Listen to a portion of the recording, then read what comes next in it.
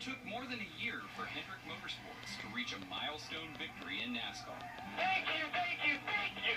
Frustrating for the team, but fitting in its significance. 250 wins in the Cup Series by 17 drivers over 34 years, and there has never been anything easy about it. Starting out of an equipment shed with a staff of 6 people, Rick Hendrick's team, then known as All-Star Racing, won its first race and only its 8th start, when it was on the precipice of exhausting its cash reserves and facing a shutdown.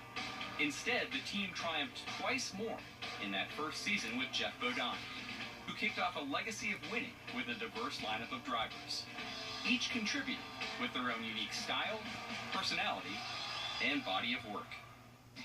4 Hall of Famers, Jeff Gordon, Terry Labonte, Darrell Waltrip, and Mark Martin, as well as some likely future ones in Jimmy Johnson and Kyle Busch.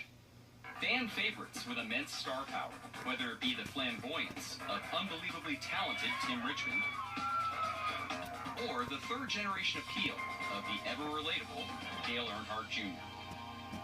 There have been veteran journeymen Ricky Rudd, Casey Kane, Ken Schrader, Joe Nemechek, Brian Vickers, who had a handful of stops in victory lane, and 2 others, Casey Mears and Jerry Nadeau, whose only wins came with the team. It's all happened over a span of more than 3 decades, as Hendrick mushroomed into a 4-car team. 600 employees housed in 430,000 square feet on 140 acres in Concord, North Carolina. The growth has come through a cancer battle that nearly took its founder, a plane crash that claimed the lives of some key links to its past and future successes, and some long droughts. After traveling to the previous 37 races without being used, Hendrick's 250th win banners finally were broken out at Watkins Glen. And in celebration of a budding star who had waited nearly 3 times as long to break through for his own win. I'm so sorry, guys. It wasn't easy getting to victory lane for Chase Elliott, but getting back there figures to happen a lot more frequently. That's the Hendrick Motorsports way. That's one of many right here. Wow, fantastic job by Nate, as always, Nate. And there's a lot to unpack from there, but I really just want to ask you guys one simple question. Can Hendrick Motorsports win a championship in 2018? So if you'd asked me this a month ago, I'd have said no. There's not a chance.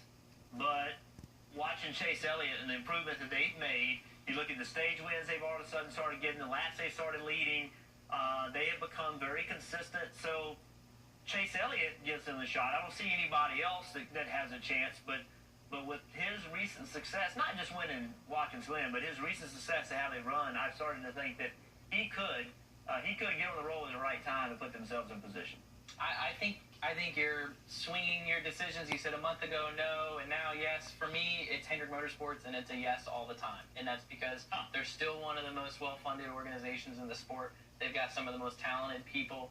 They've got, you can always hang your hat on that 4018. Even though they're without a win, they just can show up and peak at the right time. You don't know when they're going to peak. And the beauty of our sport right now is we have a playoff system that it only takes 1 win to get to be the champion. And that you can see, I can see that organization, especially the 9 and the 48, putting together a solid playoff run and contending for a title in Homestead. Great point. And speaking of Chase Elliott, it's been 6 years from Susina's dad, Bill, behind the